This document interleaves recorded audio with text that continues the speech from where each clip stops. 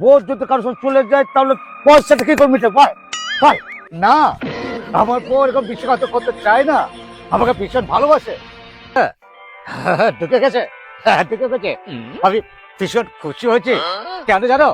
অন্নপূর্ণা ভান্ডার। হ্যাঁ, আমি চাইবো যে আরো কারো ঢোকো। তোর বউ পেয়েছে বলে সবাইকে উল্টো কথা বলছে নাকি? চল, আমার বউ পেয়েছে, আমি খুশি। কিন্তু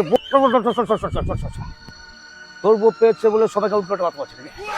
চল, আমার বউ পেয়েছে, আমি খুশি। কিন্তু বলেছিলাম যে কাশির মাংস খাওয়ার ইচ্ছে ছিল, বললো যে দেবো। তারপর দেখি বিউটি পার্লার চলে গেল। ঈদের কোথা খায়, আর আমি তো খুশি নয়। বলেন কি? আমার বউ আমাকে একটা টাকাও দেয়নি। আমি এই কুড়ে ঘরে পড়ে গেছি, আমি মার ভাত আর শাক ভাত খাচ্ছি।